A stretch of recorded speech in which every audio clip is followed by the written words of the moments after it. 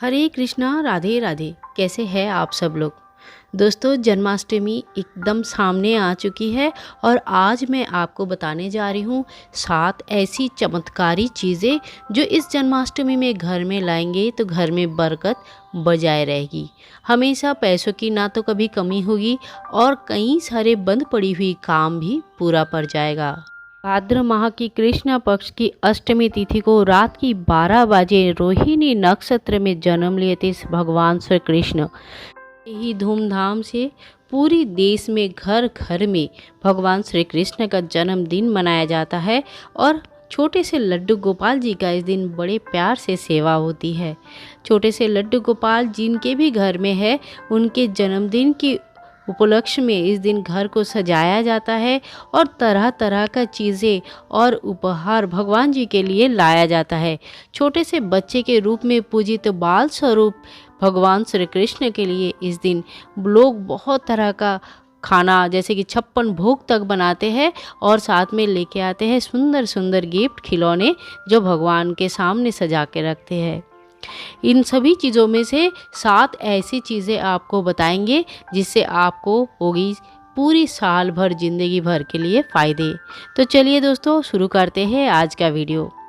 इन 7 अद्भुत चमत्कारी चीज़ों में से पहला होता है मोर पंख।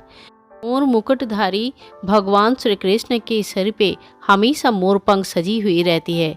शास्त्रों के मान्यता अनुसार श्री कृष्ण के जन्म कुंडली में काल सर्प दोष थे और जिस वजह से श्री कृष्ण देव हमेशा ही सर पे मोर पंख धारण करके रखे थे।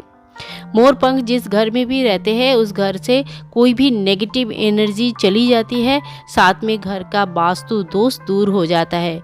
घर में किसी प्रकार का नज़र दोष, वास्तु दोष रहता है या आपको ऐसा लगता है कि कोई घर के ऊपर कोई नेगेटिव एनर्जी काम कर रही है, कोई काम आपका बन नहीं रहा है या तो फिर बिगड़ जा रहा है, तो घर में इस दिन 8 मोर पंख लेके आए और स्थापित करें। मोर पंख बच्चों का पढ़ाई लिखाई में भी मन लगाने के लिए व्यवहृत होती है। छोटी सी एक मोर पंख इस दिन कान्हा जी के सामने रख दे और बढ़िया तरीके से इनकी कान्हा जी के साथ पूजा करें और साथ में बाद में जो बच्चे का पढ़ाई लिखाई में आपके घर में जो भी पुत्र या कन्या संतान है जिनकी पढ़ाई लिखाई में थोड़ी मन नहीं लग रही है या आप चाहते हो कि थोड़ा वो आगे बढ़े, तो उनके बुक में, किताब में या तो फिर जो स्कूल जाने वाली बैग में है वहाँ पे बड़ी सावधानी से अच्छे से मोर पंख को स्थापित कर दे। इस तरह से दूसरी जो होती है वो है चांदी की बांसुरी। अगर आपको चांदी की बांसुरी अफोर्ड नहीं कर सकते हैं तो आप इस दिन जो बांस की बांसुरी होती है वो बांस की बांसुरी भी ला सकते हैं। जन्माष्टमी के दिन या जन्माष्टमी के 1-2 दिन पहले आप ये सारी चीज़ें खरीद के ला सकते हैं और भगवान जी का जब जन्माष्टमी का पूजा होगा तब ये सारे चीज़ों में से जो भी सामान आप लाएंगे वो भगवान जी के साथ में रख के पूजा करें। कहते हैं कि बांसुरी जिस घर में रहते हैं वहाँ सुखी जीवन होते हैं और पति पत्नी का रिश्तों में अगर मिठास चली गई है, खट्टेपन आ गया है या तो फिर पति पत्नी का रिश्ता खराब हो रही है, तो जो बेडरूम में एक बांस की बांसुरी पूरब के दीवार में ज़रूर लगा के रखें। इससे रिश्ता अच्छा होता है, घर में सभी के अंदर अच्छे रिश्ते रहते हैं।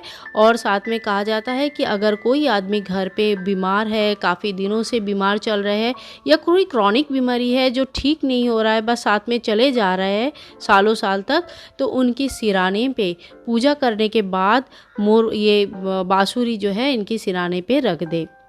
इससे काफ़ी फायदा होता है। भगवान श्री कृष्ण के बांसुरी अत्यंत प्रिय होते हैं। मन में विश्वास और शुद्ध भक्ति लेके अगर आप ये काम करते हैं तो फल अवश्य प्राप्त होती है। 3 नंबर में आते हूँ। 3 नंबर में आप ला सकते हैं इस दिन गौ माता। अगर चांदी की छोटी सी गाय और बछड़े का मूर्ति ला सकते हैं तो सबसे उत्तम माना जाता है। अगर संभव नहीं है तो आप इस दिन ब्रश का यानी कि पीतल का बना हुआ गौ माता ला सकते हैं, मिट्टी की बनी हुई गौ माता ला सकते हैं या तो फिर जो मार्बल की बनी हुई गौ माता है वो भी ला सकते हैं। ध्यान रहे गौ माता के साथ बछड़े होना आवश्यक होता है और गौ माता का डेली सुबह चरण दर्शन करें, डेली सुबह उनको हाथ जोड़ करके नमस्ते करें। जिस घर में गौ माता रहता है सुख समृद्धि की कभी कमी नहीं होती है और घर में बरकत हमेशा रहती है। पैसों की कोई अभाव नहीं होते हैं। साथ में जिन परिवार में संतान सुख जो भी परिवार संतान सुख से वंचित है या जो भी दाम्पत्य जीवन में संतान सुख चाहते हैं, वो गौ माता का पूजा डेली जरूर करें। गौ माता को हम माता स्वरूप मानते हैं और इसमें 33 कोटि देवी देवताओं का निवास है, ऐसा मान्यता है। और इसके बाद 4 नंबर पे हम आते हैं। 4 नंबर में है यमुना का जल। आप लोग सभी लोगों ने गंगा जल की बात तो पता ही है। अभी सभी लोगों को मंदिर में हम लोग गंगा जल हमेशा रखते हैं। गंगा जल जितनी शुद्ध और कुछ नहीं है।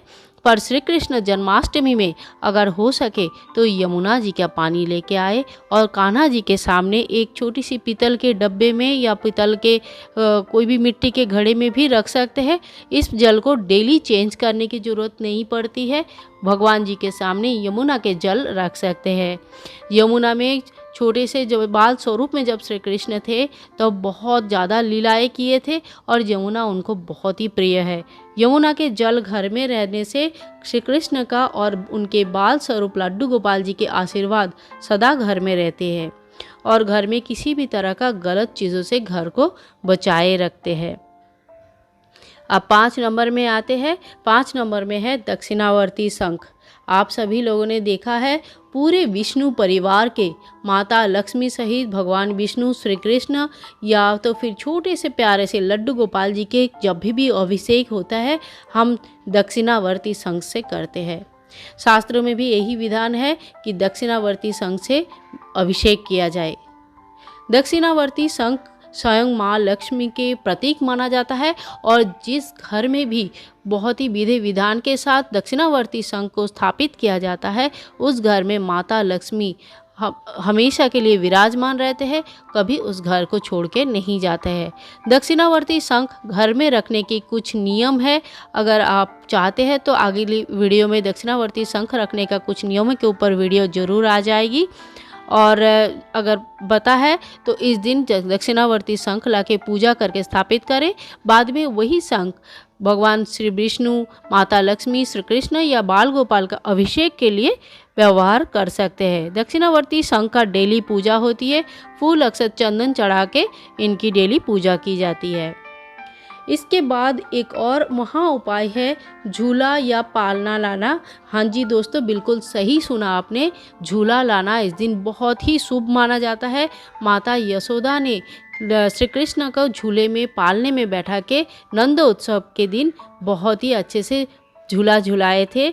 और जो भी अविवाहित पुत्र या कन्या आपके घर में है, विवाह योग्य पुत्र कन्या है, वो अगर झूला झुलाते हैं इस दिन बाल स्वरूप को तो विवाह का योग बनता है। और साथ जो लास्ट चीज़ आपको बता रही हूँ, वैसे तो बहुत सारी चीज़ें हैं ऐसी जो घर में लाने से बहुत सारा इफ़ेक्ट उनकी है, पर ये 7 चीज़ अगर आप लाते हो तो इनकी बहुत ही ज़बरदस्त इफ़ेक्ट आपकी ज़िंदगी में देखने के लिए मिलते हैं। लास्ट में बता रही हूँ तुलसी के पौधे।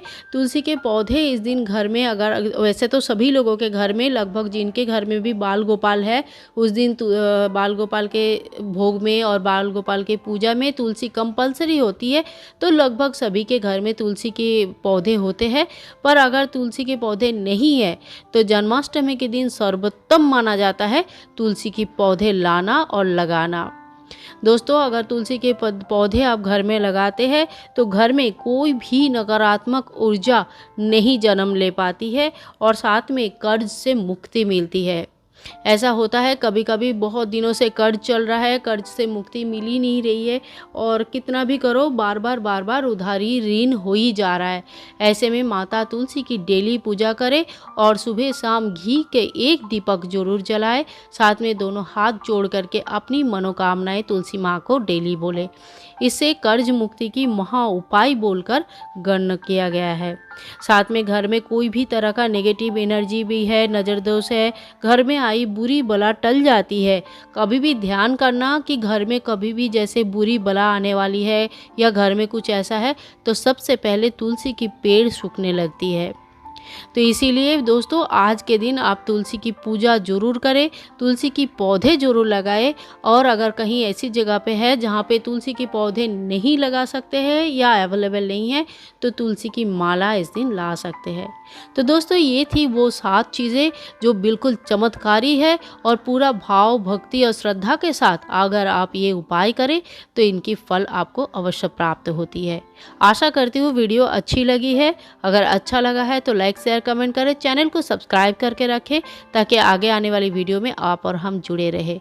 दोस्तों इस वीडियो को ज़्यादा से ज़्यादा शेयर करें, मम्मी पापा, भाई बहन और दोस्तों के साथ शेयर करें ताकि इस जन्माष्टमी में उनको भी कुछ फ़ायदे हो जाए। मिलते हैं फिर से नया वीडियो में, तब तक के लिए हरे कृष्ण, राधे राधे।